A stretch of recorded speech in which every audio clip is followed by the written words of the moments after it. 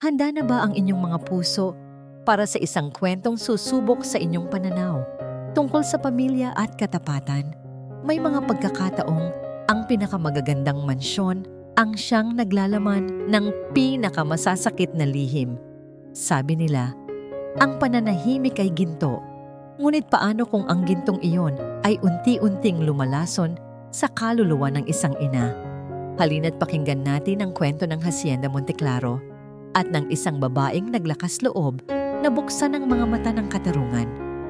Ang biyahe papasok sa Hacienda Monteclaro ay tila isang paglalakbay patungo sa ibang mundo. Para kay Diwa Cruz, ang bawat metro na tinatakbo ng sinasakyan niyang tricycle palayo sa maalikabok na kalsada ng bayan ng San Ignacio ay isang hakbang palayo sa pamilyar niyang kahirapan.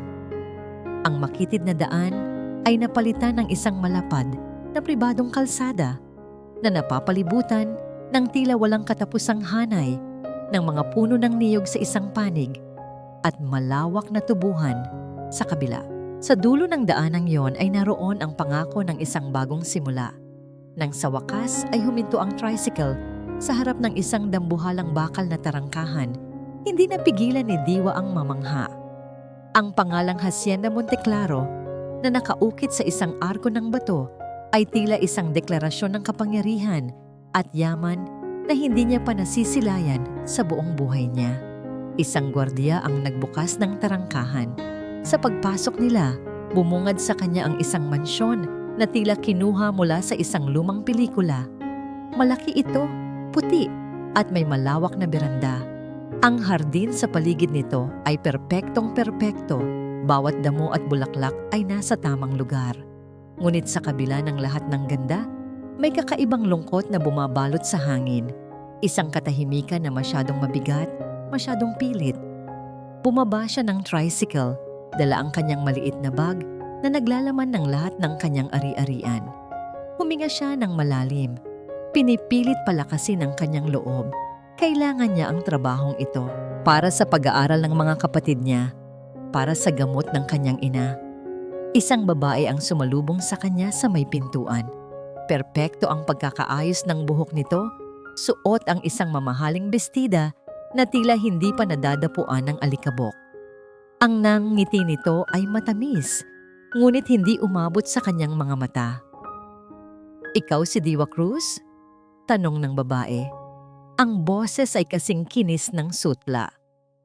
"Opo, ma'am. Ako nga po," sagot ni Diwa, bahagyang yumukod. "Ako si Marahuyo Monteclaro.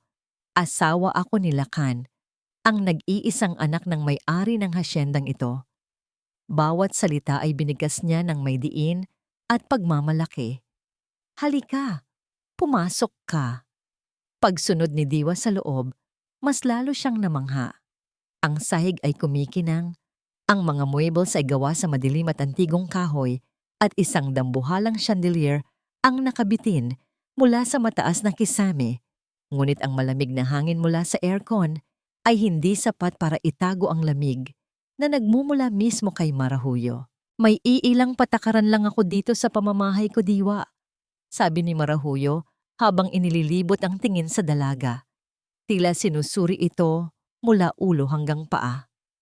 "Una, ayaw ko ng tamad at pakialamera. Pangalawa, lahat ng nangyayari sa loob ng bahay na ito, dito lang mananatili. Hindi ko gustong marinig na may anumang nakakarating sa labas. Pangatlo, ang prioridad mo ay ang biyenan ko, si Doña Amalia. Kung anong kailangan niya, ibigay mo. Malinaw?" "Opo, ma'am. Malinaw po," mabilis na sagot ni Diwa. "Mabuti." Ngumiti muli si Marahuyo, ang parehong matamis, ngunit walang emosyong ngiti. "Nasa hardin ng senyora. Puntahan mo siya at magpakilala ka. Pagkatapos, ituturo sa iyo ng isa pang kasambahay ang kwarto mo." Tumango si Diwa at nagtungo sa direksyong itinuro ni Marahuyo. Sa paglabas niya sa malaking pinto sa likod, bumungad sa kanya ang isang hardin ng mga rosas. At doon, sa gitna ng mga namumukadkad na bulaklak, ay may isang babaeng nakaupo sa isang silyang yantok. Nakatalikod ito sa kanya, abala sa pag-aayos ng mga halaman. Kahit sa edad nito, bakas pa rin sa tindig nito ang angking ganda at dignidad. Doña Amalia, mahinang tawag ni Diwa. Dahan-dahang lumingon ang matanda. Nagulat si Diwa sa nakita niya. May ngiti sa mga labi ng ginang, ngunit ang kanyang mga mata ay puno ng isang kalungkutan na tila matagal nang naninirahan doon. May takot din siyang nakita, isang kislap ng pangamba na mabilis nitong tinakpan ng isang pilit ng ngiti. Ikaw na ba ang bago kong personal na alalay? Tanong ni Doña Amalia. Ang boses ay mahina at marahan. Opo, senyora. Ako po si Diwa. Isang magandang pangalan, sabi ng matanda. Halika, maupo ka sandali. Samahan mo ako. Sa maikling oras na yon, nakaramdam si Diwa ng gaan ng loob para kay Doña Amalia. Ngunit napansin niya ang pagiging palaging mapagmasid ng matanda. Tila ba may hinihintay itong hindi magandang mangyari anumang oras. Kinagabihan, pagkatapos ng hapunan, tinulungan ni Diwa si Doña Amalia na maghanda para sa pagtulog. Habang inaabot niya ang isang baso ng tubig sa matanda, aksidenteng sumayad ang kamay niya sa pulsuhan nito. Bahagyang napaatras si Doña Amalia at sa sandalihang iyon ay bahagyang umangat ang manggas ng suot nitong duster. Nakita ito ni Diwa. Isang maitim na pasa, hindi ito malaki, ngunit malinaw na malinaw sa maputing balat ng matanda. Mabilis itong hinila pababa ni Doña Amalia, ngunit huli na ang lahat. Nakita na ni Diwa, nagkunwari siyang walang napansin. Sige na iha, magpahinga ka na. Maraming salamat sa tulong mo, sabi ng matanda. Iniiwasan ang kanyang tingin. Umalis si Diwa na may bigat sa kanyang dibdib. Ang lamig na naramdaman niya kanina ay tila gumapang na sa buong katawan niya. Hindi siya dinalaw ng antok. Sa kalaliman ng gabi, bumangon siya para uminom ng tubig sa kusina. Tahimik ang buong kabahayan, ngunit sa pagdaan niya malapit sa silid ni Doña Amalia, may narinig siyang isang tunog na nagpatayo ng kanyang mga balahibo. Isang hikbi. Mahina, pigil na pigil, tila takot na may makarinig. Lalapit sana siya para kumatok nang may marinig siyang isa pang boses mula sa loob ng silid. Isang boses na pamilyar, ngunit ngayon ay walang bahid ng anumang tamis. Ito'y malamig, mapanganib, at puno ng pagbabanta. Itigil mo yan, bulong ni Marahuyo. Itigil mo yan kung ayaw mong makita ni Lakan ang mas malala pa bukas. Napatigil si Diwa sa kanyang kinatatayuan. Ang puso niya'y kumakabog ng napakabilis. Ang narinig niya ay isang lihim na hindi niya dapat nalaman. Isang lason na nakatago sa likod ng perpektong imahe ng Hacienda Monteclaro. At sa sandaling iyon, alam niyang ang bagong simula na kanyang inaasahan ay simula rin pala ng isang mapanganib na katotohanan. Hindi na muling nakatulog ng mahimbing si Diwa ng gabing iyon. Ang mga salitang narinig niya ay tila mga tinik na bumaon sa kanyang isipan, paulit-ulit na umalingaw-ngaw. Ang matamis na ngiti ni Marahuyo sa umaga ay tila isa na ngayong maskara na nagtatago ng isang malupit na katotohanan. Dahil dito, bawat kilos ni Diwa sa loob ng mansyon ay nagkaroon ng bigat at pag-iingat. Kinabukasan, sa hardin, habang pinagmamasdan ni Doña Amalia ang kanyang mga rosas, ang isip niya ay lumipad pabalik sa nakaraan. Nakikita niya ang sarili sa hardin ding ito. 5 taon na ang nakalipas noong unang dinala ni Lakan si Marahuyo para ipakilala sa kanya. Naalala niya ang pagbilis ng tibok ng puso ng kanyang anak, ang ningning sa mga mata nito habang buong pagmamalaking sinabi, "Ma, siya na po ang babaeng pakakasalan ko." Si Marahuyo noon ay larawan ng perpektong dilag. Maganda, matalino, at magaling magsalita. Ngunit sa likod ng lahat ng papuri at matatamis na salita para sa kanya, may naramdaman si Amalyang kakaiba. Isang lamig sa paghawak nito, isang kislap ng pagkalkula sa mga mata nito, habang nililibot ang tingin sa buong hasyenda. Isinantabi niya ang pakiramdam na iyon. Inisip niyang marahil ay dala lang ito ng pagiging mapag-alala ng isang ina na ayaw masaktan ng kanyang nag-iisang anak. Isang pagkakamali na ngayon ay araw-araw niyang pinagsisitiyan sa bawat pagtitiis niya. Ang pagbabalik tanaw ni Doña Amalia ay natigil nang makita niya si Diwa na papalapit. May dalang isang tasa na umuusok pa. Namutla ang matanda, napahawak ng mahigpit sa braso ng kanyang silya. Ngunit sa halip na pananakit, isang banayad ng ngiti ang ibinigay ni Diwa sa kanya. "Senyora, nagtimpla po ako ng salabat," mahinang sabi nito. "Narinig ko po kasing medyo inuubo kayo kagabi. Baka po makatulong ito na paginhawain ang lalamunan ninyo." Nagulat si Doña Amalia. Isang simpleng gesto ng kabutihan. Isang bagay na matagal na niyang hindi natitikman sa loob ng sarili niyang pamamahay. May pag-aalinlangan sa kanyang mga mata, ngunit tinanggap niya ang tasa. Sa pag-inom niya ng mainit na tsa, isang kakaibang init ang gumapang sa kanyang dibdib, higit pa sa init na dala ng luya. Ito ay init ng pag-asa.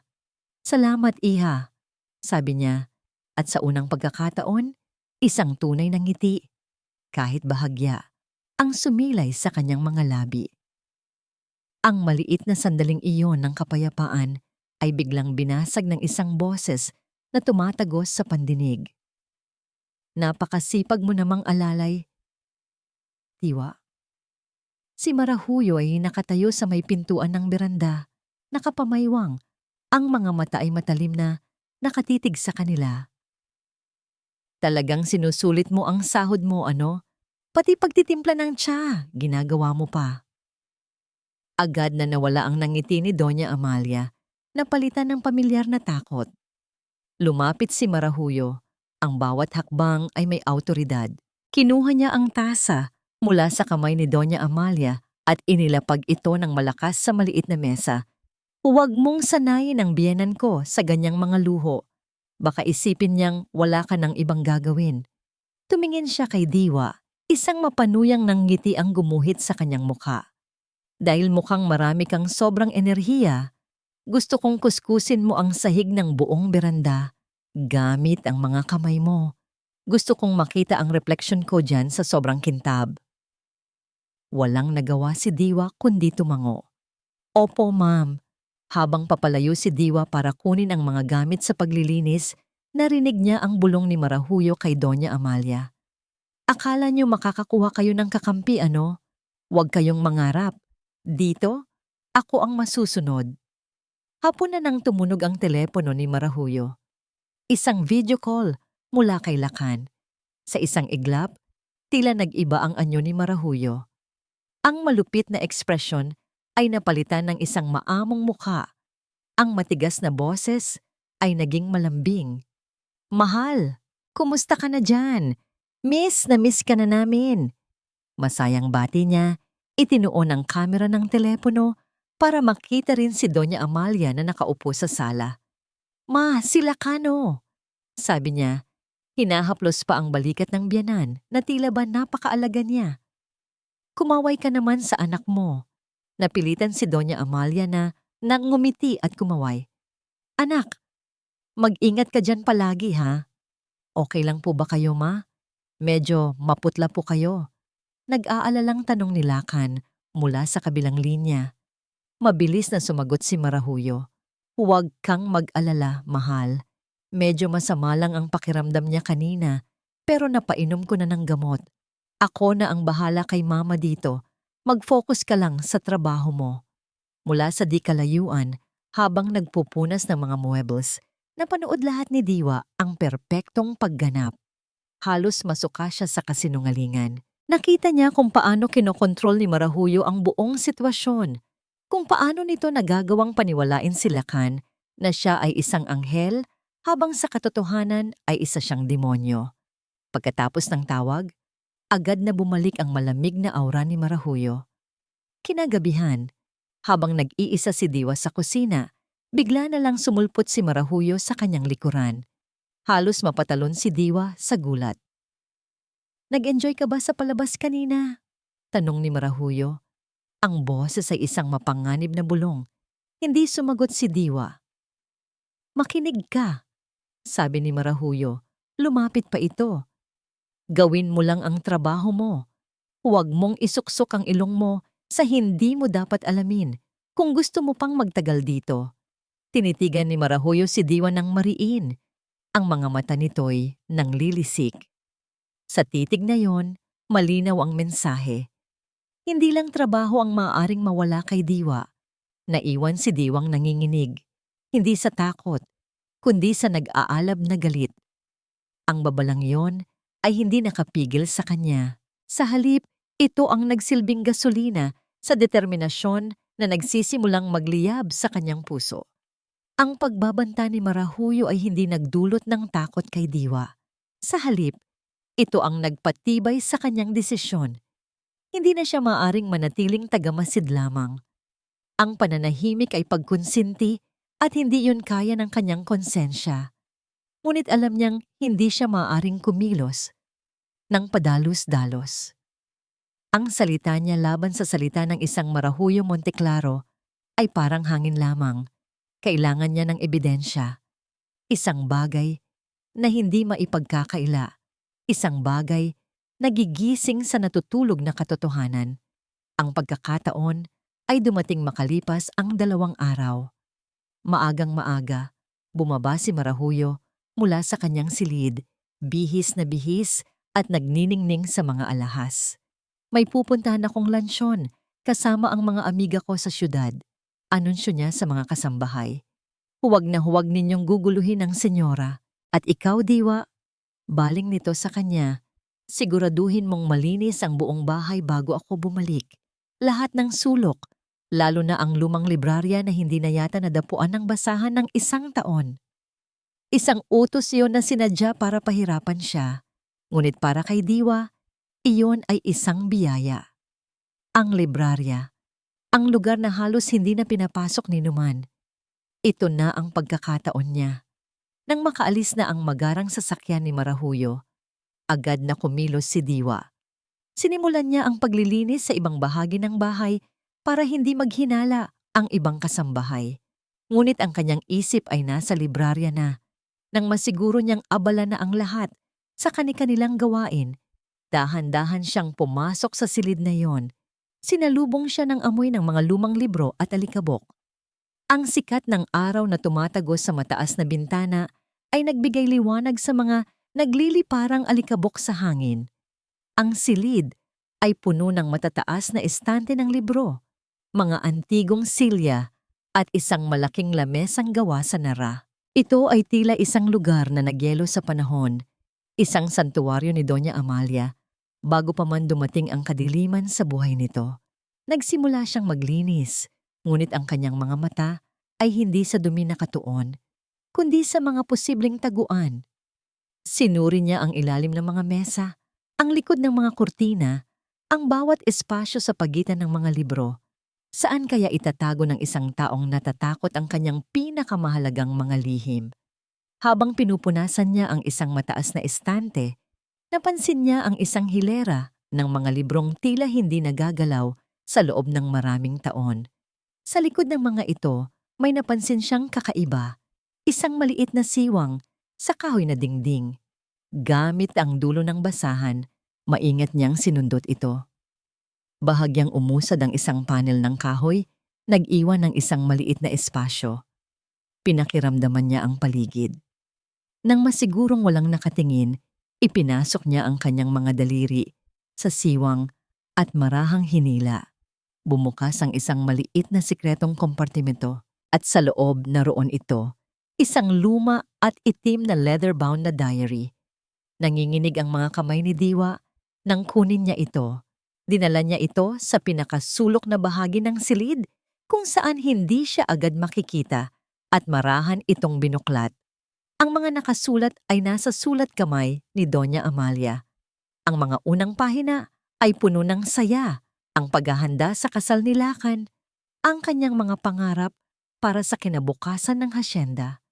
Ngunit habang lumilipas ang mga pahina, unti-unting nag-iiba ang tono.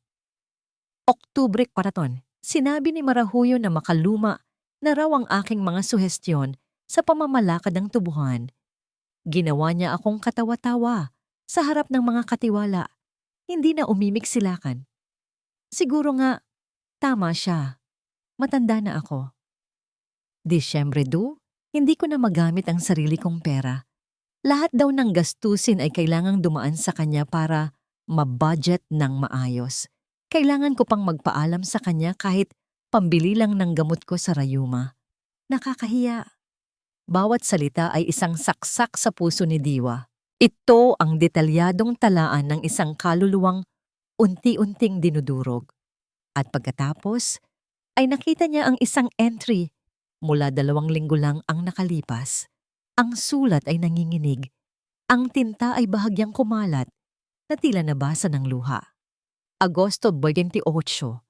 Nagtalo kami tungkol sa hardin. Sinabi kong huwag putulin ang mga lumang puno ng rosas na itinanim pa ng yumaong asawa ko. Nagalit siya. Sa sobrang galit, itinulak niya ako. Bumagsak ako sa sahig. Pagkatapos ay sinigawan niya ang mga katulong na lumabas at sinabing nadulas daw ako. Walang sino man ang umimik para tulungan ako. Ang sakit ng balakang ko ay walang-wala kumpara sa sakit dito sa puso ko. Wala na bang nakakakita? Lakan. Anak ko, nasaan ka? Iyon na. Ang kumpirmasyon, ang pasa sa pulsuhan, ang takot sa mga mata ng matanda, ang mga pigil, nahikbi sa gabi. Lahat ay konektado, lahat ay totoo. Napuno ng luha ang mga mata ni Diwa. Niyakap niya ang diary. Ang puso niya'y nag-uumapaw sa awa para kay Doña Amalia at sa nag-aalab na galit para kay Marahuyo. Masyado siyang nadala ng kanyang emosyon at hindi niya namalayan ang oras. Bigla, mula sa malayo, ay narinig niya ang tunog ng isang sasakyan na papalapit sa graban ng daanan. Napapitlag si Diwa. Ang puso niya ay nagsimulang kumabog ng pagkaripas-ripas. Si Marahuyo, bumalik siya ng mas maaga sa inaasahan. Nagmamadali, isinara niya ang diary. Mabilis siyang tumakbo pabalik sa estante at walang ingat na isinilid ito pabalik sa sikretong lagayan. Itinulak niya ang panel para isara ito. Sa kanyang pagmamadali, hindi niya napansin ang isang maliit at kupas ng litrato, isang larawan ng batang Doña Amalia na nakasingit sa pagitan ng mga pahina na dumulas at nahulog. Tahimik itong lumapag sa madilim na sahig, kalahating nakatago sa ilalim ng estante. Narinig na niya ang pagbukas ng pinto sa harap at ang matinis na boses ni Marahuyo. Kinuha ni Diwa ang kanyang basahan at nagpanggap na nagpupunas. Ang kanyang puso ay halos lumabas sa kanyang dibdib. Nakalabas siya ng librarya nang hindi napapansin, ngunit naiwan sa loob, sa sahig, ang isang piraso ng nakaraan na maaaring maging susi o maging sanhi ng kanyang kapahamakan. May kakaibang enerhiya si Marahuyong naramdaman pagbalik niya sa hasyenda. Ang katahimikan na iniwan niya ay tila nabahira ng isang lihim. Habang naglalakad siya sa pasilyo, ang kanyang mga mata, na sanay sa paghahanap ng kamalian, ay tila may napansing iba. Mas malinis ang mga sulok, mas makintab ang sahig. Ngunit may tensyon sa hangin na hindi niya mawari kung saan nanggagaling. Kinagabihan, dahil sa hindi maipaliwanag na kutob, napagpasyahan niyang pumasok sa librarya. Bihira siyang pumasok doon. Para sa kanya, ang silid ay puno ng mga alaala ng pamilyang hindi naman talaga kanya. Ngunit ngayon, tila may humihila sa kanya papasok. Ang amoy ng lemon na panlinis ay nanunuot pa sa hangin. Patunay na masusing nilinis ang lugar. Habang nililibot niya ang tingin, isang maliit na bagay sa sahig, malapit sa isang estante, ang kumuha ng kanyang atensyon. Isang maliit, kupas na litrato. Yumuko siya para pulutin ito. Larawan ito ng isang napakabatang Amalia, nakangiti, puno ng buhay at pag-asa. Isang itsurang matagal na niyang hindi nakikita sa mukha ng matanda. Kinunutan niya ng noo. Saan nanggaling ito? Tiyak na hindi ito naririto kaninang umaga. Tumingin siya sa estante kung saan malapit ang litrato. Walang kahit anong album o picture frame doon para itong kabuting sumulpot mula sa kung saan. At sino ang huling pumasok dito? Si Diwa, isang malamig na hinala ang gumapang sa kanyang sistema. Imposibleng nalaglag lang ito. May binuksan, may ginalaw. Mula ng araw na yon, hindi na nawala sa paningin ni Marahuyo si Diwa.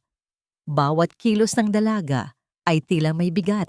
Bawat ngiti ay tila may kahulugan. Napansin niya ang palihim na pag-uusap ni Diwa at ng kanyang biyenan sa hardin. Ang mga tingin ng pag-unawa na ipinupukol nila sa isa't isa kapag akala nila'y walang nakatingin. Ang munting alyansang nabubuo sa pagitan ng dalawa ay isang direktang banta sa kanyang kapangyarihan. Kailangan niya itong sirain bago pa man ito mamulaklak. Kailangan niya ng dahilan para mapaalis si Diwa. Isang kasalanang hindi mapapatawad. Isang umaga, habang nag-aayos para sa kanyang lingguhang pagpunta sa bayan, sinadya niyang iwan ang kanyang pitaka sa ibabaw ng isang mesa sa sala, isang lugar na alam niyang dadaanan ni Diwa para maglinis. Maingat niyang binuksan ito, sapat lang para makita ang mga bagong-bagong 1,000 pisong papel sa loob. Isang pain, isang pagsubok. Maraming katulad ni Diwa ang nabubulag sa pera. Mula sa kanyang silid sa itaas, sa isang siwang sa pintuan, ay pinanood niya ang lahat. Nakita niyang pumasok si Diwa sa sala, dala ang pamunas. Nakita niya itong natigilan ng mapansin ang pitaka. Huminto ito sa paglilinis, tumingin sa paligid, at pagkatapos ay dahan-dahan itong lumapit sa mesa. Napangisi si Marahuyo. Ito na. Huling-huli na siya, ngunit ang sumunod na ginawa ni Diwa ay hindi niya inaasahan. Kinuha nito ang pitaka, ngunit hindi ito binuksan. Sa halip, diretso itong umakyat sa hagdanan at kumatok sa kanyang pintuan. "Ma'am Marahuyo," tawag nito mula sa labas. "Naiwan niyo po yata ang wallet niyo sa sala." Napasimangot si Marahuyo. Bigo! Binuksan niya ang pinto na may pekeng ngiti. "Ay oo nga. Salamat Diwa. Ang hirap talaga tumatanda. Nagiging makakalimutin na." Ngunit sa loob-loob niya, ang pagkabigo ay mabilis na napalitan ng mas matinding galit. Ang katapatan ni Diwa ay isang insulto, isang pagpapakita na hindi ito katulad ng inaakala niya. Mas matalino ito, mas mapanganib. Kung hindi gagana ang pain, kailangan niyang gumawa ng eksena. Sa oras ng merienda, habang magkakasama sila sa komedor, sinadya niyang ilapit ang tasa ng bagong timplang kape sa kamay ni Doña Amalia. Si Diwa ay nakatayo sa di kalayuan, naghahanda ng mga platito. "Mama, tikman niyo po itong bagong bili kong kape. Napakasarap daw po nito," sabi ni Marahuyo sa napakatamis na boses. At sa isang mabilis na kilos na halos hindi na mapapansin, bahagya niyang sinagi ang siko ng matanda habang inaabot ang tasa. Aray! Ang mainit na kape ay tumapon sa kamay at braso ni Doña Amalia. Napasigaw ito sa sakit at gulat. "Naku mama, ano ba yan? Ang clumsy niyo naman." Malakas na sabi ni Marahuyo. Ang boses ay puno ng kunwaring pag-aalala, ngunit may tono ng paninisi. "Tingnan niyo ang nangyari. Ang mahal pa naman nitong bestida ko. Natapunan tuloy." Agad na lumapit si Diwa. Ang mukha ay puno ng pag-aalala. "Senyora, okay lang po kayo?" "Anong okay? Kita mo nang napaso. Tatanungin mo kung okay?" Singhal ni Marahuyo. Hindi na pinansin ni Diwa ang panunuyan ni Marahuyo. "Kukuha po ako ng first aid kit at malamig na tubig," sabi niya at mabilis na tumakbo papuntang kusina. Ang eksena ay perpekto para kay Marahuyo. Nagawa niyang saktan ng biyena niya sa harap mismo ng kakampi nito at pinalabas pa niyang kasalanan ito ng katandaan. Nang bumalik si Diwa dala ang gamot, dinatnan niyang nakatayo si Marahuyo sa tabi ng kanyang bag. Hawak ang cellphone ni Diwa na naiwan niya sa isang maliit na mesa. Nakita niya ang pagtatangka ni Marahuyo na iswipe ang screen para buksan ito. Anong ginagawa niyo sa cellphone ko? Tanong ni Diwa. Ang boses ay malamig at hindi na nagtatago ng kanyang galit. Nagulat si Marahuyo. Hindi inaasahan ang direktang komprontasyon. Agad niyang ibinalik ang cellphone. Wala. Mabilis niyang sagot. Akala ko sa akin. Magkamukha kasi tayo ng case. Huwag kang masyadong praning. Ngunit habang naglalakad si Marahuyo paalis, may isang nangisi sa kanyang mga labi. Hindi man niya ito nabuksan. Sapat na ang nakita niya. Ang pagtatangkang protektahan ni Diwa ang telepono nito ay kumpirmasyon na meron itong itinatago. At kung ano man iyon, sisiguraduhin niyang malalaman niya. Ang laro ay nagsisimula pa lamang. Nasa kalagitnaan ng biyahe pauwi sila kan Monteclaro mula sa airport nang maisipan niyang gawin ang isang bagay na matagal na niyang hindi nagagawa. Imbes na ipaalam ang kanyang pagdating, sinabi niya sa kanyang driver na manahimik na lamang. Gusto niyang sorpresahin ang dalawang pinakamahalagang babae sa buhay niya. Pagod siya mula sa 3 araw na sunod-sunod na business meeting sa Cebu at ang tanging nasa isip niya ay ang yakap ng kanyang asawa at ang pamilyar na kapayapaan ng kanilang tahanan. Habang tinatahak ng sasakyan ang daan, papasok sa hasyenda, isang ngiti ang gumuhit sa kanyang mga labi. Ito ang kanyang mundo. Ang bawat puno ng niyog, ang bawat ektarya ng tubuhan ay testamento sa dugo at pawis ng kanyang mga ninuno. At ngayon, sa kanyang sariling pagsisikap. At sa puso ng lahat ng ito ay ang mansyon, ang lugar kung saan naroon ang kanyang pamilya. Ang kanyang ina, ang pundasyon ng kanilang angkan. At si Marahuyo, ang babaeng nagbigay kulay sa kanyang mundo. Pagbaba niya ng sasakyan, dala ang mga pasalubong, marahan niyang binuksan ang malaking pinto. Naabutan niya ang isang eksenang tila larawan ng perpektong pamilya. Nasa sala ang kanyang ina, si Doña Amalia, at nagbabasa ng libro. Si Marahuyo naman ay nasa di kalayuan, nag-aayos ng mga bulaklak sa isang florera. Surprise? Malakas niyang sabi. Ang unang lumingon ay si Marahuyo. Ang mukha nito ay biglang nagliwanag at mabilis itong tumakbo para salubungin siya ng isang mahigpit na yakap at isang matamis na halik.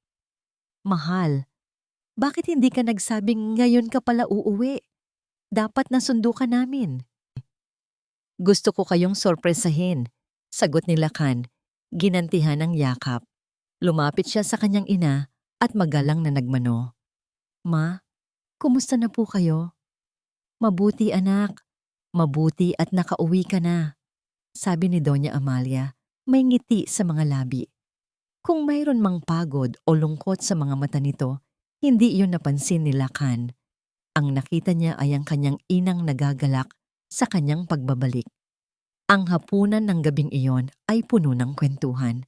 Si Marahuyo ang nanguna sa usapan, masayang ibinabalita ang mga kaganapan sa hasyenda habang wala si Lakan. Alam mo ba, mahal, si Mama ay nag-request ng paborito niyang arroz caldo noong isang araw. Pinagluto ko agad. At kahapon, sinamahan ko siyang maglakad-lakad sa hardin. Mukhang namimiss na niya ang mga rosas niya. Kwento ni Marahuyo habang malambing na nilalagyan ng ulam ang plato ni Lakan. Napatingin si Lakan sa kanyang ina. Talaga po, Ma. Isang tipid na tango lang ang isinagot ni Doña Amalia. Maalaga ang asawa mo, Lakan. Naramdaman ni Lakan ang isang mainit na agos ng pasasalamat. Pinagmasdan niya ang kanyang magandang asawa. Napakaswerte niya. Sa kabila ng lahat ng kanyang trabaho at madalas na pag-alis, naroon si Marahuyo para alagaan ang kanyang ina at ang kanilang tahanan. Sa gitna ng hapunan, isang katulong ang lumapit para magsalin ng tubig sa kanilang mga baso. Ang bagong katulong, naalala ni Lakan, si Diwa. Napansin niyang tila balisa ito. Ang mga mata nito ay palipat-lipat ng tingin mula sa kanya patungo sa kanyang ina, na para bang may gusto itong sabihin. Habang nagsasandok si Diwa ng kanin sa kanyang plato, May sinubukan itong gawin. Mula sa bulsa ng kanyang uniforme, may dinukot itong isang maliit at nakatuping papel. Sa isang mabilis ngunit halatang kilos, sinubukan nitong iabot iyon sa kanya. Ngunit bago pa man makarating ang papel sa kanya, isang matinis na boses ang pumutol sa sandali. Diwa! Ang biglaang tawag ni Marahuyo ay nagdulot ng pagkabigla kay Diwa. Nataranta ito. Nabitawan niya ang hawak na serving plate na puno ng kanin. Isang malakas na kalabog ang umalingaw-ngaw sa buong komedor nang bumagsak ito sa sahig, kasabay ng pagsabog ng mga butil ng kanin. Naku naman Diwa, ano bang nangyayari sa'yo? Dahan-dahan lang, sabi ni Marahuyo. Ang boses ay puno ng kunwaring pag-aalala. Ngunit nakita ni Lakan ang iritasyon sa mukha ng kanyang asawa. Agad na namula si Diwa sa hiya. Pasensya na po, ma'am. Sir, pasensya na po. Mabilis itong yumuko para linisin ang kalat. Ang mga kamay ay nanginginig. Nainis si Lakan. Hindi dahil sa natapong kanin, kundi sa abala. Ang perpektong gabing iyon ay nag-ambala ng isang kapabayaan. Pagkatapos ng hapunan, habang nasa beranda sila ni Marahuyo, sinamantala nito ang pagkakataon. Hinawakan ni Marahuyo ang kanyang braso, ang mukha ay nagpapakita ng malalim na pag-aalala. Mahal, panimula nito. Ayaw ko sanang sabihin to para hindi ka na mag-isip pa, pero napapansin ko lang, medyo kakaiba si Diwa lately. Laging tulala, balisa, minsan parang may kinikimkim na galit. Nakikita mo naman kanina, di ba? Baka may mabigat siyang pinagdadaanan. O baka, hindi ko alam. Baka naiinggit siya sa atin. Ang mga salita ni Marahuyo ay tila mga buto na itinanim sa isip ni Lakan. Naalala niya ang mga palihim na tingin ni Diwa kanina, ang bigong pag-abot ng papel. Ang lahat ng iyon, kasama ang kapabayaan sa hapunan, ay bumuo ng isang hindi magandang larawan sa kanyang isipan. Ang babaeng ito ay tila may problema, isang potensyal na gulo. Ilang sandali pa, nakita niya si Diwa na nag-iisa sa pasilyo. Tinatapos ang paglilinis. Nilapitan niya ito. Ang mukha ng dalaga ay puno pa rin ng hiya at takot. Tinitigan niya ito ng seryoso. Ang boses ay mababa at may awtoridad. Diwa, sabi niya, pumunta ka rito para magtrabaho, hindi para gumawa ng gulo. Nakita niya ang gulat sa mga mata ng dalaga. Tila may gusto itong sabihin, ngunit pinigilan niya ito. Ayaw ko ng anumang abala sa pamamahay na ito. Maliwanag, pagpapatuloy niya. Isa pang pagkakamali at mapipilitan akong paalisin ka. Tumalikod si Lakan nang hindi na hinintay ang sagot nito. Pakiramdam niya ay nagawa na niya ang tama, ang protektahan, ang kapayapaan ng kanyang pamilya mula sa isang posibleng problema. Hindi niya alam na sa ginawa niyang yon, siya mismo ang nagsara ng pinto sa katotohanang matagal nang kumakatok. Ang mga salita ni Lakan ay parang pader na biglang humarang sa dinaraanan ni Diwa. Isa pang pagkakamali. Ang babalang iyon ay umaling-awngaw sa kanyang isipan, isang malamig na paalala ng kanyang tunay na posisyon sa loob ng hasyenda. Isa lamang siyang hamak na katulong, isang dayo na walang karapatang magsalita. Ang munting pag-asang nagsimulang sumibol sa kanyang puso ay biglang nalanta. Paano niya ipaglalaban si Doña Amalia kung ang mismong anak nito ang kalaban niya? Nawalan ng saysay ang lahat. Ang bawat sulyap niya kay Doña Amalia ay puno na ngayon ng awa at ng sarili niyang pagkatalo. Naramdaman ni Marahuyo ang pagbabagong ito.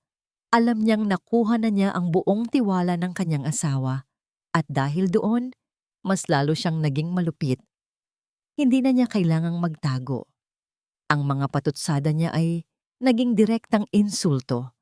Ang mga banayad na pananakit ay naging hayagang kalupitan. Isang hapon, habang nagdidilig ng mga rosas si Doña Amalia, kitang-kita ni Diwa mula sa bintana ng kusina ang paglapit ni Marahuyo. May sinabi ito sa matanda na hindi niya narinig, ngunit nakita niya ang biglaang pamumutla ni Doña Amalia. Pagkatapos ay basta na lang tumalikod si Marahuyo, iniwang mag-isa ang biyenan sa ilalim ng matinding sikat ng araw. Ilang minuto pa ang lumipas. Napansin ni Diwa na tila hindi na gumagalaw si Doña Amalia. Nakatayo lang ito, nakahawak sa isang trellis na kinakapitan ng mga rosas. Ang ulo ay nakayuko. Bigla, parang isang bulaklak na nawalan ng lakas, dahan-dahan itong bumagsak sa damuhan. "Senyora!" Sigaw ni Diwa, kasabay ng pagbitaw niya sa kanyang ginagawa at pagtakbo palabas. Lumuhod siya sa tabi ng matanda. Walang malay si Doña Amalia. Ang mukha ay kasing putla ng papel at ang paghinga ay mababaw. "Tulong! Tulungan niyo ako!" Sigaw niya. Ang boses ay puno ng takot. Lumabas si Marahuyo mula sa mansyon, isang kunot sa noo. Walang bakas ng pag-aalala sa mukha nito. "Anong isinisigaw mo dyan?" "Si Doña Amalia po. Hinimatay." Tiningnan lang ni Marahuyo ang nakahandusay na biyenan. "Nagkukunwari lang yan," malamig niyang sabi. "Gusto lang niya ng atensyon. Buhatin niyo at dalhin sa kwarto niya. Gigising din yan mamaya." "Pero ma'am, kailangan po nating tumawag ng doktor." Pagmamakaawa ni Diwa. "Masama po talaga ang lagay niya." "Huwag kang magmarunong, Diwa." Matigas na sabi ni Marahuyo. "Ako ang may-ari ng bahay na ito. Ako ang masusunod. Dalhin niyo siya sa kwarto." Walang nagawa ang ibang kasambahay kundi sumunod. Nagtulungan silang buhatin ang matanda. Ngunit habang karga nila, si Doña Amalia, naramdaman ni Diwa ang bigat ng kanyang desisyon. Hindi niya maaaring hayaan ito.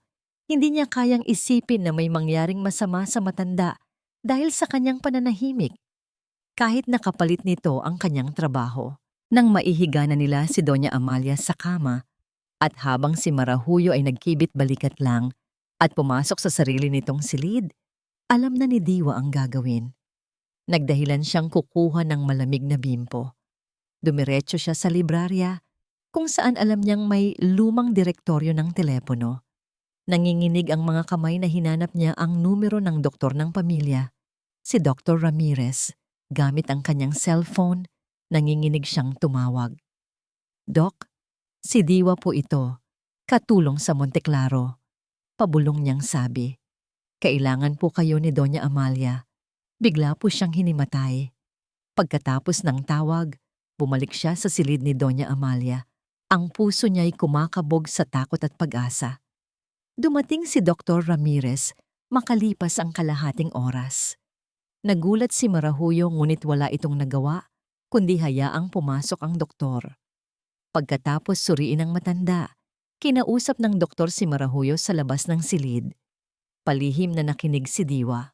Ang vital signs niya ay stable naman na, pero mababa ang blood pressure niya, sabi ng doktor. "Hindi ito simpleng pagkahilo lang, Marahuyo. May mga senyalis siya ng matinding pagkapagod at prolonged anxiety. Kailangan niya ng pahinga at iwasan ang anumang stress." Ang mga salitang prolonged anxiety ay tumatak sa isip ni Diwa. Ito na ang patunay. Ngunit nang makaalis ang doktor, ang lahat ng galit ni Marahuyo ay nabaling sa kanya. Sinalubong siya nito sa pasilyo, ang mga mata ay nag-aapoy. "Sino ka para tumawag sa doktor nang walang pahintulot ko?" Sigaw nito. "Sino ka sa akala mo?" "Ma'am, nag-alala lang po ako." "Huwag mo akong tawaging ma'am," putol ni Marahuyo. "Alam ko na ang laro mo, Diwa. Gusto mong palabasin na masama akong manugang, di ba? Gusto mong sirain ang pamilya namin." Biglang nagbago ang anyo ni Marahuyo. Naging isang taong nag-iisip ng pinakamalupit na ganti. Tapos ka na. Tapos ka na dito." Tumakbo si Marahuyo papasok sa silid ni Doña Amalia. Paglabas nito, may hawak na itong isang mamahaling kwintas. "At para masigurong hindi ka na makakabalik pa kahit kailan," sabi ni Marahuyo. Ang boses ay naging matagumpay. "Nasaan ang kwintas na nawawala sa drawer ni Mama? Itong kwintas na bigay pa sa kanya ng yumaong papa niya? Ah, siguro nasa bag mo na ano? Magnanakaw." Kinuha ni Marahuyo ang kanyang telepono at nag-dial. "Tatawagan ko si Lakan ngayon din. Ibabalita ko Sa kanyang may ahas pala tayong pinatutuloy sa pamamahay natin. Isang magnanakaw. Hindi po totoo yan. Umiiyak na sabi ni Diwa, ngunit walang nakikinig sa kanya. Ikulong na niyo siya sa bodega sa likod. Utos ni Marahuyo sa 2 gwardiya. Hintayin natin si Sir Lacan. Siya ang magpapasya kung ipapakulong ka ba namin o palalayasin lang na parang aso. Kinaladkad ng mga gwardiya si Diwa. Ang kanyang mga pagmamakaawa ay nawala sa hangin. Ibinagsak siya sa loob ng madilim at maalikabok na bodega at narinig niya ang malakas na paglock ng pinto. Naiwan siyang mag-isa sa dilim. Umiyak siya ng umiyak. Ang pag-asa ay tuluyan ng naglaho. Wala na. Talo na siya. Itataboy siya bilang isang magnanakaw. Ang pamilya niya, ang mga kapatid niya, lahat sila'y mapapahiya. Sa gitna ng kanyang pagtangis, napahawak siya sa kanyang bulsa. Nandoon ang kanyang cellphone. Kinuha niya ito. Ang liwanag mula sa screen, ang tanging ilaw niya sa madilim na silid. At bigla, isang alaala ang pumasok sa kanyang isipan. Ang unang gabi niya sa hacienda. Ang narinig niyang pagbabanta ni Marahuyo sa likod ng nakasarang pinto. Sa takot niya noon, naisipan niyang i-record ito. Isang maikling audio file lang iyon, pero malinaw na malinaw ang boses ni Marahuyo. Itigil mo yan kung ayaw mong makita ni Lacan ang mas malala pa bukas. Ito na, ang kanyang huling baraha. Isang sugal na maaaring magligtas sa kanya o tuluyan ng magbaon sa kanya sa kapahamakan. Nanginginig ang mga daliri, hinanap niya ang contact number ni Lacan Monteclaro. Pinindot niya ang attach file. Pinili niya ang audio recording. Ang kanyang daliri ay lumutang sa ibabaw ng send button. Isang malalim na hininga. Pagkatapos ay pumikit siya ng mariin. At pinindot ito. Nasa kalagitnaan ng isang mahalagang board meeting, si Lacan Monteclaro, nang mag-vibrate ang kanyang telepono sa ibabaw ng makintab na mahogany table. Isang tawag mula kay Marahuyo. Karaniwan, hindi niya ito sasagutin, ngunit may kakaibang urgensya sa sunod-sunod na pagtawag nito. Humingi siya ng paumanhin sa mga kasama at lumabas ng conference room. Mahal, anong problema? Tanong niya. May bahid ng inis sa boses. Lacan, kailangan mong umuwi. Ngayon din. Ang boses ni Marahuyo sa kabilang linya ay puno ng pagkataranta at galit. May nangyaring masama. Si Diwa. Nahuli namin siyang nagnanakaw. Ang kwintas ni Mama. Lacan, umuwi ka na please. Isang alon ng pagkadismaya at galit ang bumalot kay Lacan. Magnanakaw? Ang babaeng binalaan na niya ay gumawa pa rin ng gulo. Ang mga sinabi ni Marahuyo tungkol sa inggit at masamang intensyon nito ay tila nagkatotoo. Sige, pauwi na ako, matigas niyang sabi bago ibaba ang tawag. Habang nagmamadali ang kanyang driver sa pagmamaneho, pabalik sa hasyenda, ang isip ni Lacan ay abala sa pag-iisip kung anong gagawin. Ipapapulis ba niya? O palalayasin na lang para matapos na ang gulo? Ang kapayapaan ng kanyang pamilya ang pinakamahalaga. Sa gitna ng kanyang pag-iisip, muling umilaw ang screen ng kanyang telepono. Isang mensahe, hindi mula kay Marahuyo, mula kay Diwa. Napakunot ang kanyang noo. Anong karapatan ng babaeng ito na i-text siya pagkatapos ng ginawa nito? Buburahin na sana niya ito nang may mapansin siyang isang attachment, isang audio file. Dahil sa kuryosidad, isinaksak niya ang kanyang earphones at pinindot ang play. Sa simula, wala siyang narinig kundi katahimikan. Ngunit pagkatapos ng ilang segundo, may narinig siyang isang tunog na nagpatindig ng kanyang balahibo. Isang pigil na hikbi. Boses ng isang matandang babae. Boses ng kanyang ina. At pagkatapos, isang boses ang bumasag sa katahimikan. Isang boses na kilalang kilala niya. Ngunit sa isang tono na hinding-hindi niya pa naririnig kailanman. Malamig. Walang kaluluwa. Puno ng pagbabanta. Itigil mo yan, sabi ng boses ni Marahuyo sa recording. Itigil mo yan kung ayaw mong makita ni Lakan ang mas malala pa bukas. Paulit-ulit na pinakinggan ni Lakan ang maikling recording. 3 beses. 4. Bawat pag-ulit ay tila isang suntok sa kanyang sikmura. Ang boses na yon, ang boses ng kanyang asawa na nagbabanta sa sarili niyang ina. Hindi, hindi maaari. Baka gawa-gawa lang ito. Baka pinag-edit. Ngunit ang hikbi ng kanyang ina, napakatotoo. Biglang, ang mga maliliit na piraso ng palaisipan na matagal nang hindi niya pinapansin ay nagsimulang magkabit-kabit sa kanyang isipan. Ang biglaang pamumutla ng kanyang ina kapag papalapit si Marahuyo. Ang mga pasa sa braso nito na palagi niyang sinasabing dahil lang sa pagkakatama sa mga muebles. Ang mga pagkakataong tila may gusto itong sabihin, ngunit bigla na lang mananahimik kapag dumating ang asawa niya. Ang pilit ng ngiti, ang malungkot na mga mata. Diyos ko, bulong niya sa sarili. Anong ginawa ko? Isang malamig na takot ang gumapang sa kanyang buong katawan, mas matindi pa sa galit na naramdaman niya kanina. Isang takot na baka sa sobrang pagiging abala niya sa pagbuo ng isang perpektong buhay ay hinayaan niyang mawasak ang pundasyon ng lahat ng ito, ang kanyang ina. Mas bilisan mo! Utos niya sa kanyang driver, ang boses ay nanginginig.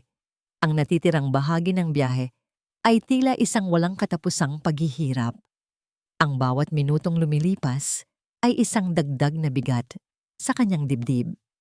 Kailangan niya ng isa pang kumpirmasyon. Nanginginig ang mga kamay, hinanap niya ang numero ni Dr. Ramirez. Doc, Lakan Monteclaro ito. Simula niya pagkasagot ng doktor. Tumawag po ako para kumustahin si Mama. Sinabi sa akin ni Marahuyo na hinimatay daw po siya kanina. Oo, Lakan. Sagot ng doktor. May pag-aalinlangan sa boses. Stable na siya. Pero gaya ng sabi ko kay Marahuyo, kailangan niyang iwasan ang stress. Ang kondisyon niya ay nagpapakita ng mga sintomas ng matagal ng pagkabalisa. Pagkabalisa? Tanong ni Lakan. Ano pong ibig ninyong sabihin, Doc? May problema po ba sa puso si Mama? Isang sandali ng katahimikan ang sumunod. Pagkatapos ay nagsalita ang doktor sa isang mas mababang tono. Lakan, matagal na akong doktor ng pamilya ninyo. Ang sanhi ng pagkabalisa ng nanay mo. Sa tingin ko, hindi ito medikal. Ang mga salitang yon ay parang isang pinal na hatol. Hindi medikal. Ibig sabihin, may ibang dahilan. May ibang tao. Pagdating ng sasakyan sa hasyenda, halos hindi na ito huminto ay bumaba na si Lakan. Sinalubong siya ni Marahuyo sa may pintuan. Ang mukha ay puno ng nag-aalab na galit. Lakan, buti na lang dumating ka na. Ang walang iyang babaeng yan. Hindi siya pinansin ni Lakan. Nilagpasan niya ito na parang hindi niya nakita. Ang kanyang mukha ay isang maskara ng kalamigan.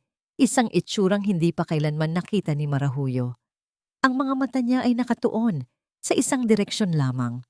Dire-diretso siyang naglakad patungo sa bodega sa likod bahay. Sumunod si Marahuyo, naguguluhan at nagsisimula ng kabahan. Lakan, saan ka pupunta?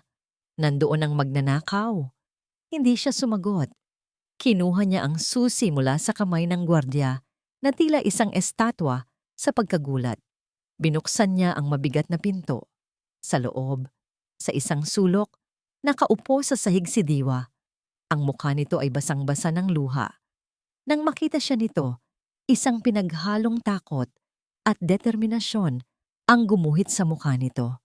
Tumayo si Lakan sa harap niya. Ang buong mundo ay tila huminto. Ang tanging naririnig niya ay ang malakas na kabog ng sarili niyang puso. Tinitigan niya ang babaeng inakusahan niya, binalaan at hindi pinaniwalaan. At sa isang boses na halos hindi niya makilala dahil sa bigat ng emosyon, sinabi niya ang mga salitang magbubukas sa lahat. Sabihin mo sa akin ang lahat.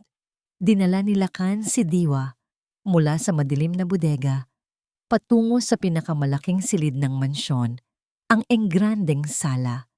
Bawat ilaw ay binuksan niya, na tila gustong bigyan ng liwanag ang bawat sulok na matagal nang pinaghaharian ng dilim.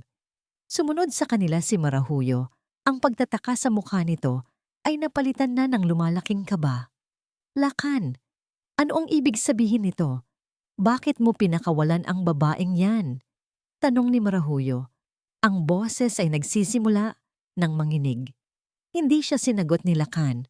Sa halip, umupo siya sa isang silya at itinuro ang silya sa tapat niya para kay Diwa. Magsalita ka. Utos niya. Ang boses ay kalmado, ngunit may bigat na kayang yumanig sa buong hasyenda. Sa simula, nagatubili si Diwa. Ngunit nang makita niya ang sinseridad sa mga mata ni Lakan, isang anyo ng pagsisisi at determinasyong malaman ng totoo, nagsimula siyang magsalita. Ikinuwento niya ang lahat. Ang unang gabi niya sa mansyon, ang narinig niyang banta. Ang pasa sa pulsuhan ni Doña Amalia, ang mga masasakit na salita, ang pagkontrol sa pera, ang insidente ng natapong kape, ang pagkahimatay sa hardin. Bawat detalye ay inilahad niya, hindi bilang isang akusasyon, kundi bilang isang pagsasalaysay ng isang katotohanang matagal nang itinatago. Habang nagsasalita si Diwa, si Marahuyo ay walang tigil sa pagputol. Sinungaling. Isang malaking kasinungalingan. Mahal, huwag kang maniwala sa kanya. Naiinggit lang yan sa atin. Gusto niyang sirain tayo. Sigaw ni Marahuyo, ang kanyang mga mata ay nag-aapoy sa galit. Ngunit hindi na natinag si Lakan. Patuloy lang siyang nakinig. Nang matapos si Diwa, may isang huling bagay itong sinabi. Sir Lakan, hindi lang po ito salita laban sa salita. Mahinang sabi ni Diwa. Mayroon pa po. Inilahad nito ang tungkol sa natagpuan niyang talaarawan sa librarya. Sa narinig, namutla si Marahuyo. Pumunta ka sa librarya, kunin mo. Utos ni Lakan kay Diwa. Nang makaalis si Diwa, hinarap ni Lakan ang kanyang asawa. Ang pagkalmang ipinakita niya kanina ay unti-unting naglalaho, napapalitan ng isang bagyong malapit nang sumabog. Bago pa man dumating ang talaarawan, Marahuyo, pakinggan mo ito. Kinuha niya ang kanyang telepono at pinatugtog ng malakas ang audio recording. Ang boses ni Marahuyo, malamig at malupit, ay pumuno sa buong silid. Itigil mo yan kung ayaw mong makita ni Lakan ang mas malala pa bukas. Natigilan si Marahuyo. Ang kulay ay tuluyang nawala sa kanyang muka. Wala siyang maisagot. Huling-huli na siya. Sakto namang bumalik si Diwa, dala ang itim na talaarawan. Inilapag niya ito sa mesa sa pagitan nilang lahat. Kinuha ito ni Lakan. Binuklat. Binasa niya ang ilang mga pahina ng malakas. Ang bawat salita ng kanyang ina ay parang mga punyal na tumatarak sa sarili niyang puso. Ang tungkol sa pagpapahiya, ang tungkol sa pera, at ang pinakamasakit sa lahat, ang tungkol sa pagtulak. Ipaliwanag mo ito, Marahuyo. Sigaw ni Lakan. Ibinato ang talaarawan sa mesa. Ang kanyang boses ay umalingaw-ngaw sa buong mansyon. Isang sigaw ng sakit, galit, at pagsisisi. Ipaliwanag mo kung bakit ang sarili kong ina ay kailangang dumanas ng ganito sa sarili niyang pamamahay. Nagsimulang umiyak si Marahuyo, ngunit hindi ito iyak ng pagsisisi. Ito ay iyak ng isang taong naubusan na ng lusot. Hindi ko sinasadya. Masyado lang akong na-pressure, Lakan. Mahirap maging asawa mo. Mahirap pantayan ang pangalan ng pamilya niyo. At ang nanay mo, palagi niya akong hinuhusgahan. Huwag mong isisi sa nanay ko ang kasamaan mo, sagot ni Lakan. Ang sigawan ay umabot hanggang sa silid sa itaas. Ang komosyon ay gumising sa isang kaluluwang matagal nang natutulog sa takot. Dahan-dahan, bumangon si Doña Amalia mula sa kanyang kama. Hawak-hawak sa pader, sinunod niya ang pinanggagalingan ng mga boses. Nakarating siya sa itaas ng hagdanan sa tamang sandali para marinig ang susunod na sasabihin ni Marahuyo. At ang babaeng yan, Sigaw ni Marahuyo, itinuro si Diwa. Siya ang may kasalanan ng lahat ng ito. Isa siyang ahas, isang mga agaw. Sinisira niya ang pamilya natin. Sa puntong yon, isang boses, mahina ngunit matatag, ang pumutol sa lahat. Tama na. Lahat sila ay napalingon sa hagdanan. Doon, nakatayo si Doña Amalia, nakahawak sa rehas. Ang kanyang mukha ay maputla, ngunit ang kanyang mga mata, sa unang pagkakataon, ay hindi na nagpapakita ng takot. Ito ay nagpapakita ng lakas. Ang lakas na ipinagkait sa kanya ay bumalik sa sandaling makita niyang may isang taong handang ipaglaban siya. Totoo, pagpapatuloy niya, bumababa sa bawat baitang ng hagdanan. Totoo ang lahat ng sinabi ni Diwa. Ang bawat hakbang niya pababa ay tila isang pagbangon mula sa mahabang pagkakalugmok. Bawat salita niya ay isang patunay na hindi na siya magpapaapi. At ang kwintas, sabi niya, tiningnan si Marahuyo ng diretso sa mata. Hindi yan ninakaw ni Diwa. Ako mismo ang nagtago niyan. Itinago ko para hindi mo maibenta, katulad ng ginawa mo sa iba ko pang mga alahas. Ang pag-amin na yon, ang huling pako sa kabaong ni Marahuyo. Wala na siyang lusot. Wala nang kasinungalingan. Napaluhod si Marahuyo sa sahig, ngunit sa halip na sumuko, isang kakaibang nangiti ang gumuhit sa kanyang mga labi. Isang nangiti ng desperasyon at ng huling alas. Tumingala siya at tinitigan si Lakan. Ang mga mata ay puno ng isang mapanganib na kislap. Palalayasin mo ako, Lakan? Tanong niya. Ang boses ay naging isang nakakakilabot na bulong. Paano kung sabihin kong hindi mo pwedeng gawin yan? Tumayo siya. Hinaplos ang kanyang tiyan. Dahil nagdadalang tao ako. Isang katahimikan ang bumalot sa buong silid. Ang pag-amin ay parang isang bombang sumabog. Nag-iwan ng isang nakabibinging katahimikan. Si Lakan, na handa nang magbigay ng kanyang hatol, ay natigilan. Ang galit sa kanyang muka ay napalitan ng pagkalito, ng gulat, at ng isang panibagong bigat na hindi niya inaasahan. Ang laban ay hindi pa tapos. Sa katunayan, ito ay nagsisimula pa lamang. Ang salitang buntis ay lumutang sa hangin ng sala, mas mabigat kaysa sa lahat ng kasinungalingan at masasakit na salitang nauna ritong binitiwan. Para itong isang malaking bato na ibinagsak sa isang tahimik na lawa, lumilikha ng mga alon ng kalituhan na sumalpok sa bawat isa sa kanila. Si Lakan ang unang nakabawi mula sa pagkagulat. Tinitigan niya si Marahuyo, hinahanap ang anumang bakas ng panlilinlang sa mga mata nito. Ngunit ang nakita niya ay isang uri ng katotohanan, isang desperadong katotohanan na ginagamit nitong panangga. Totoo ba yan? Tanong niya. Ang boses ay halos hindi na marinig. Oo, Lakan.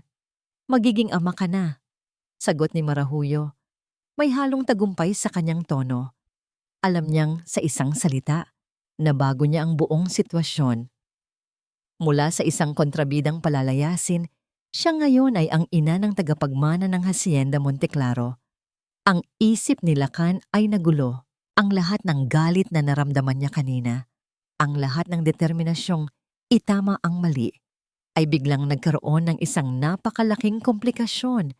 Paano niya palalayasin ang ina ng kanyang magiging anak? Anong sasabihin niya sa bata paglaki nito, na ang lola nito ay sinaktan ng sarili nitong ina? Ang imahe ng isang perpektong pamilya na pinangarap niya ay tuluyan ng gumuho, at ang mga piraso nito ay tila mga bubog na tumutusok sa kanyang pagkatao. Hindi na niya kinaya ang bigat sa loob ng silid. Walang salitang lumabas sa kanyang bibig. Tumalikod siya at naglakad palabas, patungo sa malawak na beranda. Desperadong naghahanap ng hangin, ng espasyo para makapag-isip. Sinundan siya ng tingin ni Diwa. Nakita niya ang paghihirap sa mga balikat ni Lakan, ang bigat ng isang desisyon na walang madaling sagot. Nakaramdam siya ng awa, ngunit alam niyang hindi niya lugar para makialam pa. Si Doña Amalia naman, na kanina lang ay nagpakita ng hindi birong katatagan, ay dahan-dahang napaupo sa isang silya. Ang balita ay tila isang dagok na muling nagpabalik sa kanya sa realidad. Isang apo, isang dugong Monteclaro, ngunit ang binhing iyon ay nasa sinapupunan ng babaeng halos sumira sa kanyang pagkatao. Ang saya at pighati ay naghalo sa kanyang puso. Isang emosyong hindi niya mawari. Naiwan si Diwa na nakatayo sa gitna. Tumingin siya kay Marahuyo na ngayon ay nakatayo ng mayabang.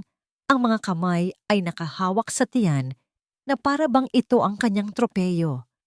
Sa sandaling iyon, alam ni Diwa na ang laban para sa katarungan ay mas naging komplikado pa. Sa labas, sa ilalim ng nagniningning na buwan, sumandal si Lakan sa rehas ng beranda. Ang simoy ng gabi na dating nagbibigay sa kanya ng kapayapaan ay tila nang uuyam ngayon. Paano niya nagawang maging bulag? Paano niya hinayaang mangyari ang lahat ng ito? Ang kasalanan ay gumapang sa kanyang dibdib. Mas masakit pa sa katotohanang nilinlang siya ng sarili niyang asawa. Ilang sandali pa, naramdaman niyang may tumabi sa kanya. Hindi niya kailangang lumingon para malaman kung sino ito. Ang presensya ni Diwa ay tahimik, hindi nanghihimasok. Hindi ito nagsalita. Nakatayo lang ito roon, nakatingin din sa kadiliman ng gabi, na para bang sinasabing, "Nandito lang ako, hindi ka nag-iisa." Ang simpleng gesto na yon ay nagbigay ng kaunting ginhawa kay Lakan. Sa gitna ng kaguluhan, may isang taong nanatiling tapat sa tama. Ang kanilang tahimik na sandali ay natigil nang marinig nila ang marahang mga yapak. Si Doña Amalia, lumapit ito sa kanyang anak. Ang mukha ay kalmado, ngunit ang mga mata ay puno ng malalim na karunungan na tanging ang mga taong nakaranas ng matinding sakit ang makakapagpakita. "Anak," mahinang sabi nito. Patawarin niyo po ako," sabi ni Lakan. Ang boses ay basag. "Pinabayaan ko po kayo. Kasalanan ko po ang lahat." Umiling si Doña Amalia at hinawakan ang kamay ng kanyang anak. Walang may kasalanan, kundi ang taong gumawa ng masama. Ngunit ang paghihiganti ay hindi na magbabalik ng nakaraan. Tumingin siya sa malayo. Ang batang nasa sinapupunan niya, wala siyang kasalanan sa lahat ng ito, Lakan. Dugo mo siya. Dugo ng ama mo. Isang Monteclaro. Nagulat si Lakan sa narinig. Inaasahan niya ang galit, ang panunumbat, hindi ang pag-unawa at pagpaparaya. "Anong gusto niyong mangyari, ma?" tanong niya. Hinahanap ang direksyon mula sa inang matagal niyang binaliwala. Huminga ng malalim si Doña Amalia. Ang katarungan ay hindi laging nangangahulugan ng pagpaparusa. Minsan, ito ay nasa paggawa ng tama para sa kinabukasan. Ang mga salitang iyon ang nagbigay linaw sa magulong isip ni Lakan. Ang landas ay hindi madali, ngunit ito ang tamang gawin. Ang desisyon ay nabuo sa kanyang puso. Pumasok siyang muli sa sala. Naroon pa rin si Marahuyo, naghihintay, kampante. Tinitigan niya ito, hindi na may galit, kundi may isang malamig na desisyon. "Pananagutan ko ang magiging anak natin, Marahuyo," simula niya. "Hindi ko siya pababayaan. At dahil daladala mo ang isang Monteclaro, mananatili ka sa poder ko hanggang sa maisilang mo ang bata." Isang ngiti ng tagumpay ang nagsimulang gumuhit sa mukha ni Marahuyo. Ngunit, pagpapatuloy ni Lakan, at sa isang salitang iyon, ang nangiti ni Marahuyo ay naglaho. "Para sa ating dalawa, tapos na tayo. Hindi na kita asawa. Isa ka na lamang ina ng aking anak.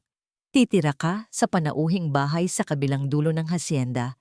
Bibigyan ka ng lahat ng kailangan mo para sa pagbubuntis mo. Pero hindi ka na muling tutungtong sa pamamahay na ito. Hinding-hindi ka nalalapit sa aking ina." "Ano? Hindi. Hindi mo maaring gawin yan sa akin, Lakan." "Tapos na ang usapan," pinal na sabi ni Lakan. Pagkatapos ay lumingon siya kay Diwa, na tahimik na nakamasid sa isang sulok. Ang kanyang mga mata ay napuno ng pasasalamat at isang damdaming hindi pa niya kayang pangalanan. At ikaw, Diwa, sabi niya, ang boses ay naging mas malumanay. Hinding-hindi ka naaalis sa tabi ng ina ko. Maliban na lang kung yun ang gugustuhin mo. Sa mga salitang yon, isang bagong kaayusan ang naitakda. Isang mahirap na kompromiso, isang mapait na solusyon. Ngunit sa gitna ng wasak na pamilya, isang maliit na binhi ng pag-asa ang naitanim. Isang pag-asang ang kinabukasan ay maaaring maging mas mabuti kahit na ang mga sugat ng nakaraan ay hindi pa tuluyang naghihilom. Lumipas ang 6 na buwan. Ang dating bigat at tensyon na bumabalot sa Hacienda Monteclaro ay unti-unting napalitan ng isang payapang katahimikan. Hindi ito isang masayang katahimikan, hindi pa. Ito ay isang katahimikan ng paghihilom, kung saan ang mga sugat ng nakaraan ay marahan na binibigyan ng pagkakataong magsara. Si Marahuyo ay nanirahan sa panauhing bahay, isang magandang bahay na may sariling hardin, ngunit para sa kanya, isa itong ginintuang hawla.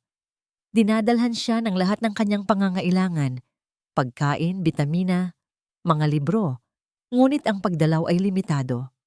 Si Lakan ay regular na bumibisita, hindi bilang asawa, kundi bilang ama na kinakamusta ang kalusugan ng kanyang magiging anak.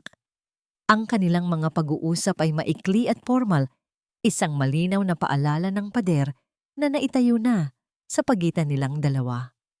Sa mansyon, isang bagong kaayusan ang nabuo. Si Lakan, na dati laging wala, ay mas maraming oras nang inilalaan sa hasyenda. Ang bawat libreng sandali niya ay ginugugol niya kasama ang kanyang ina.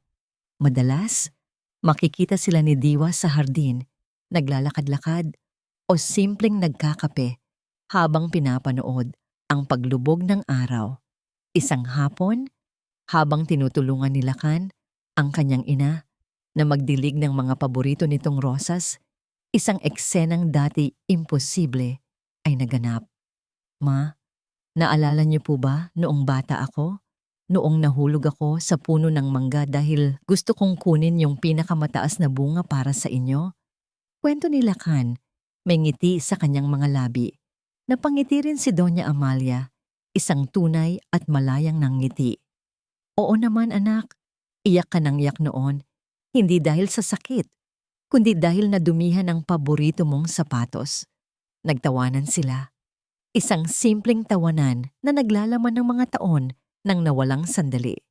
Ang kanilang relasyon ay muling nabubuo, hindi sa pagkukunwari, kundi sa tunay na pag-uusap at pag-aalala. Ang mga pader na itinayo ng takot at pagwawalang bahala ay unti-unti nang gumuho. Sa lahat ng ito, si Diwa ang nagsilbing tulay. Hindi na siya isang simpleng personal na alalay. Siya na ngayon ang namamahala sa buong mansyon.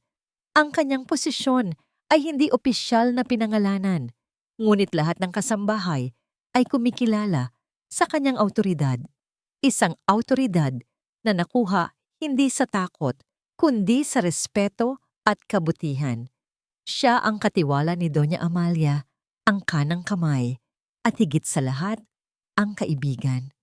Minsan, habang nag-aayos ng mga papeles sa librarya si Diwa, pumasok si Lakan. Tumayo ito sa may pintuan, pinagmamasdan siya. Diwa, tawag nito. Lumingon si Diwa. Sir Lakan? Lakan na lang, pagtatama nito. Gusto ko lang magpasalamat ulit, para sa lahat. Ginawa ko lang po ang tama, sagot ni Diwa. Lumapit si Lakan. Hindi, ginawa mo ang higit pa sa tama. Ibinukas mo ang mga mata ko. Iniligtas mo ang ina ko. Iniligtas mo ako mula sa sarili ko. Isang sandali ng katahimikan ang namagitan sa kanila. Isang katahimikang hindi awkward, kundi puno ng hindi masabi na mga emosyon. Mayroong paghanga sa mga mata ni Lakan at isang uri ng pag-unawa na higit pa sa pasasalamat. Si Diwa naman ay nakaramdam ng isang banayad na kaba, isang init sa kanyang pisngi na hindi niya inaasahan. Mananatili ka. Di ba? Tanong ni Lakan. Ang boses ay halos isang pakiusap. Tumango si Diwa, isang maliit na ngiti ang sumilay sa kanyang mga labi. Hanggat kailangan ako, ni Senyora Amalia, dito lang po ako. Alam nilang pareho na ang sinabi niya ay higit pa sa tungkulin. Ang Hacienda Monteclaro na rin ang kanyang tahanan. Ang kwento ay nagtatapos sa isang eksena makalipas ang ilang linggo. Maganda ang panahon at ang tatlo, si Doña Amalia, si Lacan at si Diwa ay magkakasamang nakaupo sa beranda. Nagmerienda habang pinapanood ang ginintuang sinag ng papalubog na araw sa mga tubuhan. Ang katahimikan sa pagitan nila ay komportable. Si Lacan, sa unang pagkakataon, ay nagkaroon ng tunay na kapayapaan. Si Doña Amalia, na dati laging may bakas ng takot sa mukha, ay nagpakita ng isang kapanatagan na matagal nang nawala. Ang kanyang mga kamay ay hindi na nanginginig. Tumingin siya kay Diwa na nakangiting pinapanood ang mga ibong lumilipad pauwi sa kanilang mga pugad. Inabot ni Doña Amalia ang kamay ng dalaga at marahan itong pinisil. Napatingin si Diwa sa kanya. Nagulat. Tinitigan siya ni Doña Amalia. Ang kanyang mga mata ay nagniningning sa pasasalamat at pagmamahal na higit pa sa kayang bigkasin ng mga salita.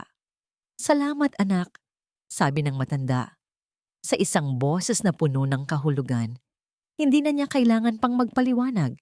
Sa isang salitang iyon, "Anak," lahat ay nasabi na. Hindi na siya isang dayo, hindi na siya isang katulong. Siya ay parte na ng pamilya, isang pamilyang nasira, ngunit dahil sa kanyang tapang ay unti-unting muling nabubuo, mas matatag at mas totoo kaysa dati. Ang araw ay tuluyan ng lumubog, nag-iwan ng isang pangako ng bagong umaga sa Hacienda Monteclaro. Ayan po, mga minamahal naming tagapakinig, ang kwento ng Hacienda Monteclaro, isang paalala na ang katotohanan, gaano man kasakit, ang siyang tanging susi sa tunay na paghilom, at ang tapang ng isang puso ay sapat na para maging ilaw sa pinakamadilim na kabanata ng ating buhay. Maraming salamat po sa inyong walang sawang pagsubaybay. Sana po ay may aral kayong napulot sa kwentong ito. Kung mayroon po kayong komento, suhestiyon o nais ibahagi, huwag po kayong mag-atubiling i-type sa comment section sa ibaba. Anong uri po ng kwento ang gusto ninyong marinig sa susunod? Hindi dito nagtatapos ang ating paglalakbay. Marami pa pong kwentong kasing ganda at mas puno ng aral dito sa aming channel. Kung nagustuhan nyo ang kwentong ito, i-like, i-share sa pamilya at mga kaibigan at mag-subscribe na rin para lagi kayong updated sa mga susunod pa naming kwento. I-click nyo ang notification bell para kayo ang unang makarinig kapag may bago kaming upload. Pagpalain po kayo ng Panginoon, kayo at ang inyong buong pamilya. Hanggang sa muli.